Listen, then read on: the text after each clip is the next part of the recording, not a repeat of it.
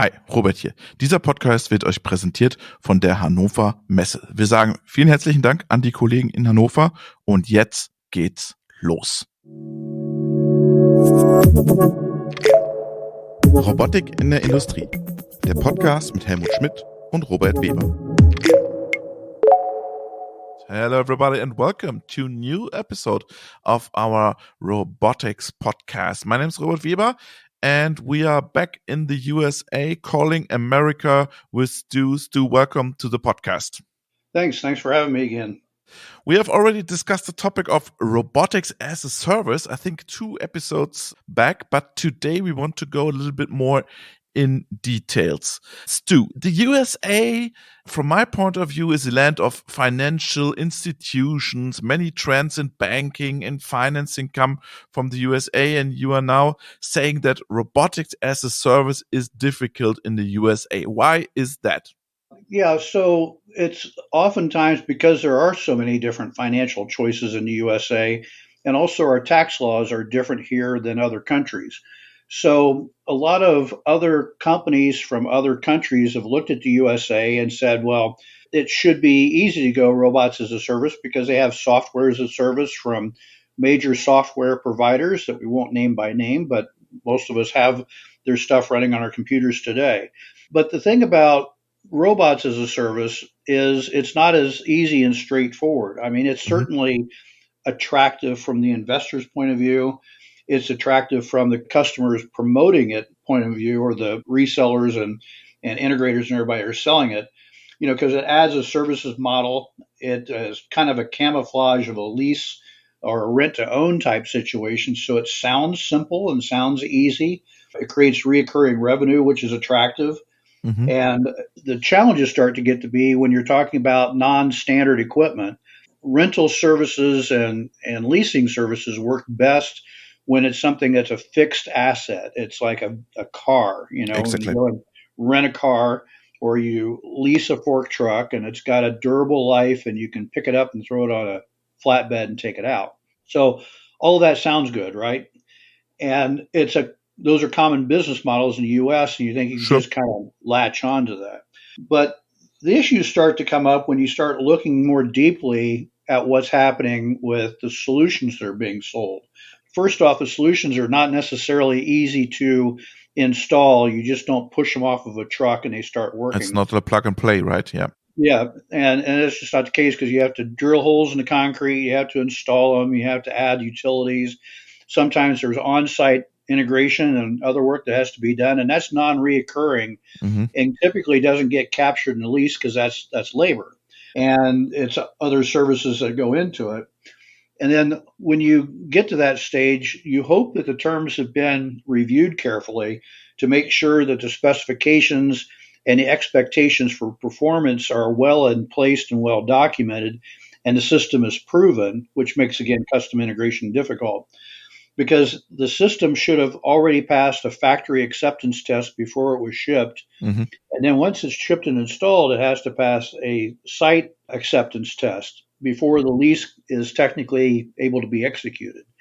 So that whole time, the customer's like, hey, I'm not going to pay for this until it's running. Exactly. Which is, I agree, right? And then likewise, once it's running, what do you do about other things that wind up having to be done, like maintenance? Maintenance on a fork truck or a car is pretty straightforward. With a system, it may vary because of the type of system and how does that get taken care of? Is that part of the lease or not, or part of the rent or not? So, but you are now talking about robot arms. What about AGVs and AMRs? Isn't that easier? Yeah, they're certainly easier, and there's certainly you're managing a fleet, and the units may not be as customized as a robot because they can do a job without having a lot of special tooling added to them, or the tooling is transportable and it can be dropped on and dropped off type of thing. So yeah, that may still work, but even with that, the challenge gets to be is at the end of the day, any automation job is a financial decision. Yes, there's technology involved, and yes, there's all these other things that have to happen. But once the system is competent and capable of making rate and quality, at that point in time, it all comes about the financing. And to your point, there's lots of choices when you get to the United States. So, along with those choices, there's risks. And the cost and relative value of those choices can be judged in financial terms from a risk perspective. So, let's say the integrator is the organization that's doing the leasing, and they're saying, hey, buy this or lease this system or use it as a system as a service or a robot as a service. Pay us, and we'll do a subscription, and you run the system. Mm-hmm. Well, that's all great until something goes wrong, like the customer changes their mind about their business and sends the stuff back. Then you have to figure out how to redeploy this somewhat customized system.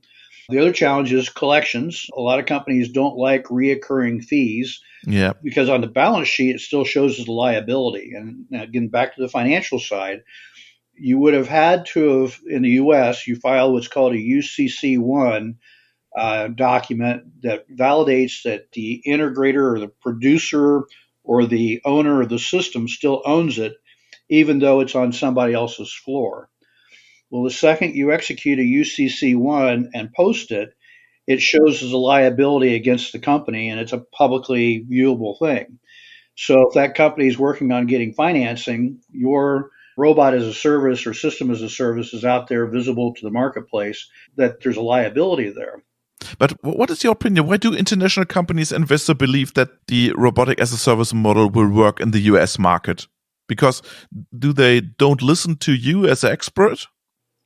No, I think it's everybody wants to try something, and there's nothing wrong with trying it. It's just we're far enough into the market now after people trying to do it for arguably more than 10 years. I think we're deep enough into the market that they've got some experience. Plus, for an international company, it looks good if you can move it to your U.S. subsidiary and have your U.S. subsidiary take care of all the risk. Mm-hmm. But robots as a service for something that's exported from one country to another is difficult because your record of import and ownership. And Yep. again, what do you do when you have to go take the system out? What do you do if the customer fails and doesn't stay alive? What does the customer do if the robot as a service or the system as a service company fails or sells your lease?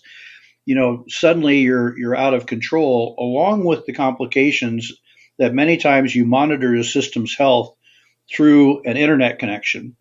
And again, a lot of companies are reluctant to add that idea of being plugged into the cloud and all the issues that go on with cybersecurity and these kinds of things. So I think what started out as a clever idea and maybe something interesting and say, hey, it looks like a duck, it walks like a duck, must be a duck, by comparing it to automobiles and fork trucks and other things like that, I think wasn't necessarily true. But is a problem the robotic as a service model, or is it a fundamental problem with the business? In my mind, it's a business issue. Okay. Because there's fundamentals that are not addressed. And again, a lot of companies don't like reoccurring fees. Yeah. They don't like connectivity to the cloud. They don't like the risk of what happens if something goes sideways in the deal. So all these risks, and most companies make either no decision or change their decision away from robots as a service. And you're seeing it because there's companies that have been robots as a service that have been failing, and there's been some just in the last 2 months. And then likewise, they're finding out that the equipment is not as marketable as they thought when they tried to move it from one client to another client. What about the banks? What is their opinion? So the bank's opinion varies depending on the relationship they have with the customer. Mm-hmm. So if the customer already has debt, already owes the bank money, oftentimes the bank has first call on, is that organization allowed to borrow from somebody else? Because they don't want to have their risk diluted by some other financier getting into that particular company. They want to make sure they're secure. So some banks will actually prohibit customers from going out and doing robots as a service or other types of subordinate financing. The other thing is that the rates that are being offered by the service providers or the robot system providers may not be competitive to just straight out leasing. And in fact, if they're just fronting a bank, bank rates are still going to be better. So sometimes, especially with larger companies have their own lease access that is more financially beneficial than robots as a service without all the other tentacles grabbing hold of them that they don't want to have to deal with. We know that from the forklift market, right? Yes, yes. And then the other thing is the tax laws here are different, directly related to the banking issue. Hmm. So when you acquire a piece of capital equipment, you depreciate it against your taxes, and you can write it off over 3 to 5 years, whatever the useful life of that asset is by the IRS rules. But there's a special clause in the U.S. that's IRS Section 179, which allows you with if you have the right profitability in the company, it allows you to purchase capital equipment. And as long as it's installed by December 31st of the year of your taxes that you're doing, you can write off that piece of equipment 100% in one Wow, shot and not spread it out over 5 years. that's interesting. Yeah, and a lot of companies that aren't used to doing business in the States and don't understand the tax side of the business don't realize that that's out there. And that's one of the reasons that in the fourth quarter, in the United States, there's more capital equipment purchased in the fourth quarter than any other quarter because companies are looking to say, gee, what's my profitability and what's my budget that I've got in my system for CapEx, and can I spend it and can I write it all off in one shot? So you see a significant increase in drive to sell equipment in the fourth quarter, which also goes along with why the trade shows are in the fourth quarter. And there's a whole bunch of other reasons, especially in capital equipment like machine tools and that kind of thing. At IMTS and FabTech and Pack Expo, the three big shows this fall, people are lined up ready to spend money trying to get it in before December 31st to take advantage of the tax situation. Hmm. So robotic as a service will never come. I don't know that it will never come. I never say never because there's always been issues, but it's a long shot at best. And then sometimes the companies that are trying to do robots as a service, it's their last gasp at trying to get some kind of money if they don't have good financial backing. Hmm. And that in itself is a risk. And again, we've had a number of companies that have evaporated lately that have failed. So I personally believe, and there's evidence to support it, that robot as a service is we'll call it a fad. It was an experiment.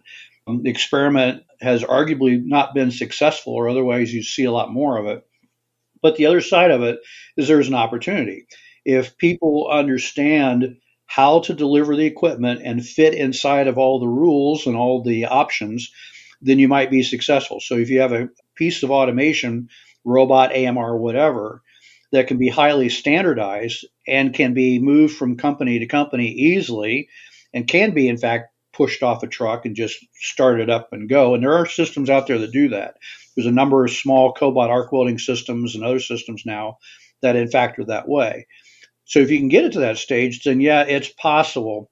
But robot as a service has to be competitive with all the other financial choices that the customer has or restrictions that the customer has. So do you see other markets in the world where it can work? For example, in Europe or Asia? So I'm not familiar with their tax codes and the Yeah. things that go on there. The other thing is, depending on the size of the company and the country and where everything's located, it may be difficult to manage the differences in the laws. Because anytime you're doing cross border work from one country to another, you have to pay very close attention to the international commercial issues. So like I said, it's nothing is impossible. The question is it low enough risk for the customer to say yes without everything else getting in the way? And there's Hmm. more customers that decide not to do something because of risks than any other reason for not automating. So how do you make it easy for the customer? How do you make it easy to protect from the internet issues? How do you make it easy to manage so that everybody's happy? And right now, most companies offering robots as a service, while it sounds good, has not been practical or not lived up to its ease of use business model. And do you think that maybe AMR's AGV will be the first applications when it comes to robotics as a service? So they wouldn't be the first because robots as a service have been out there before there was AMRs all over the place. Yeah, yeah. And people have But leaped. maybe beneficial. Yeah, it may be beneficial again because you're working with a product that's a highly standardized product, and there's multiples of them. There's copies, and some warehouses could have 10 to 100 of them, and that makes that kind of attractive. So that's a possibility. Plus, you do have evolving software consistently in an AMR system because you're adding new SKUs to the system on a regular basis. You're adding all kinds of other stuff on a frequent basis that may require touches from the outside. Likewise, AI enabled systems may be able to have subscription services that are somewhat like robots as a service, but it's more like service as a service. It's a subscription for making incremental improvements in the system. Because one of the benefits of cloud computing and AI is big data, Yep. and big data may not necessarily always be on prem at the customer. Exactly. And then likewise, the customer may not have the ability to assimilate all the data and work the models and those kinds of things. But again, maybe it's a periodic connection, maybe it's monthly, quarterly, annually, that's something that could work. But what do your customers want when it comes to finance a robot? They want to pay cash, or what is Yeah, good question. It depends on their culture sometimes. There are some groups of people that actually prefer to buy in cash, but that's difficult to do. Yes. But yeah, they want a transaction that's simple, that's easy to manage, that doesn't have a lot of thought behind it. They don't want something they have to worry about every single month from a cash flow perspective. So it's really about making the financial people happy because, again, I'll go back to one of my earlier statements. No matter how cool the technology is or how much the benefit may be perceived of having subscriptions and other things like that, it's just more work to do monthly and all the invoicing and payments and collections and what happens when collections go sideways. All of those are issues that customers prefer not to deal with. And I've talked to big companies and small, from major corporations to small mom and pop shops, and none of them like to deal with a reoccurring fee or subscriptions or anything that's outside of their scope of control. And the more risk adverse they are, again, the less likely they are to say yes. So what is your advice to the robotics companies? Well, if they're serious about it, work on not only the content of the system to solve the customer's problem. That's the first thing, of course. You got to make sure it works. Yeah, sure. But secondly, how do you make it modular and easy from an installation, deinstallation point of view, so you don't lose time, money, and effort taking things in and out? And is there a CapEx model that works as an option for the customer? And then you offer still robots as a service. You let the customer make that decision. I think that's a pragmatic way to approach it. But also they need to recognize and interview and talk to their customers about the financial side to understand it before they make an offer. Mm-hmm. Because a lot of times systems integrators, robot companies, et cetera, they're all about the technology. They'll talk about technology all day long. They'll talk about return on investments and speed and throughput and all this other kind of stuff, but they don't talk about the commercial impact. Yeah. And I strongly encourage that to happen because most of the time the customers, when they have not decided to do something and the selling company is frustrated because they can't get an answer, it's actually because the selling company hasn't asked the right question and solved the right problem that the customer is most worried about. It's just noise. And you've got to really pay attention to the whole customer, not just the technical side or the throughput side of what they're trying to achieve in the plant, because it's a financial deal. Stu, thank you very much for your insight about the US market when it comes to robotics as a service. Thank you very much and all the best, and greetings to the USA. Thanks. Appreciate your time, and we'll talk to you again soon. Bye-bye.